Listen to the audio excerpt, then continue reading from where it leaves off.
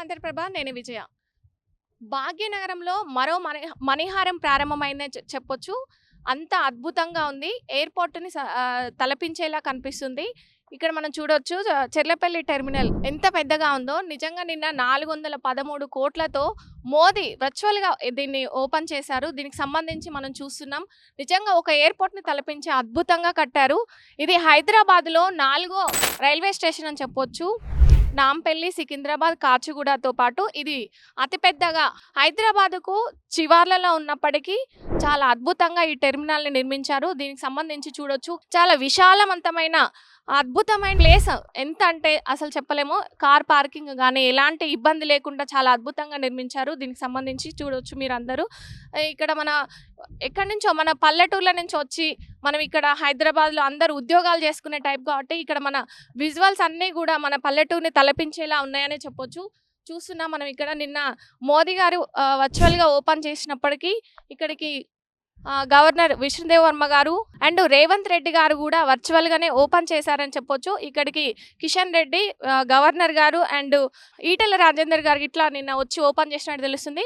మనం విజువల్స్ చూస్తున్నాం, చాలా విశాలంగా ఉంది. ఎయిర్పోర్ట్ని తలపించేలా ఉంది, ఏ మాత్రం తక్కువ లేదు. చూస్తే నిజంగా ఎయిర్పోర్ట్కి వచ్చామా అన్న ఫీల్ వస్తుంది.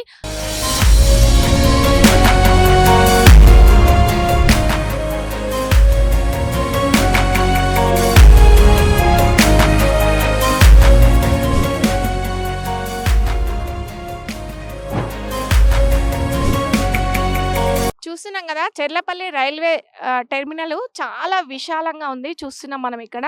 చూడండి ప్లేస్ కూడా ఎంత పెద్దగా ఉందో. పార్కింగ్ కానీ, వచ్చే వాళ్ళకి వాటర్ ఫెసిలిటీ కానీ, వాష్రూమ్స్ కానీ దీనికి సంబంధించి అన్నీ చాలా బాగున్నాయి. కార్ పార్కింగ్ అయితే చాలా పెద్ద ప్లేస్ ఉంది. అందరు ఇక్కడ కార్ పార్కింగ్ చేసుకొని లోపలికి వెళ్ళి చక్కగా చేయొచ్చు. చూడండి మీరు ఇక్కడ ఎంత పెద్ద ప్లేసు, అసలు ఎలాంటి ప్రాబ్లం లేకుండా ప్రతిరోజు 50,000 నుంచి 1,00,000 మంది ప్రయాణికులకి ఉండే సౌకర్యంగా ఉండేటట్టు ఏర్పాటు చేశారు. దీనికి సంబంధించి మనం చూస్తున్నాము. నిజంగా ఒక ఎయిర్పోర్ట్ని చూసినంత ఫీల్ వస్తుంది నాకైతే. చూడండి ఎంత అద్భుతంగా ఉందో.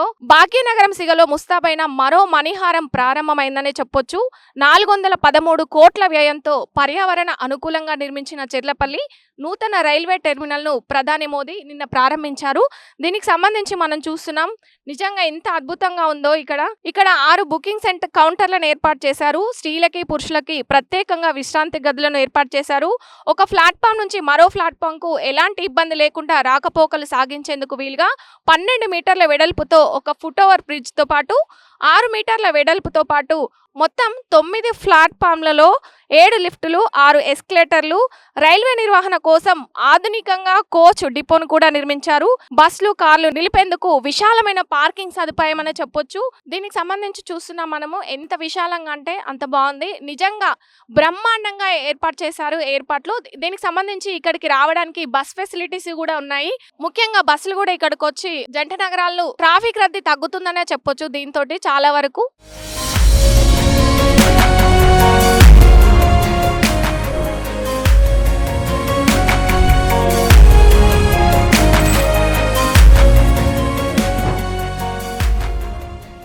నమస్తే, వెల్కమ్ టు ఆంధ్రప్రభ. మనం ఇక్కడ ఒక ప్రయాణికులు అనొచ్చు, ఇక్కడ చూడడానికి వచ్చారు. ఒకసారి ఆ సార్తో మాట్లాడదాం. నమస్తే సార్. నమస్తే. మీరు ఇక్కడికి ఎందుకు వచ్చారు ఒకసారి?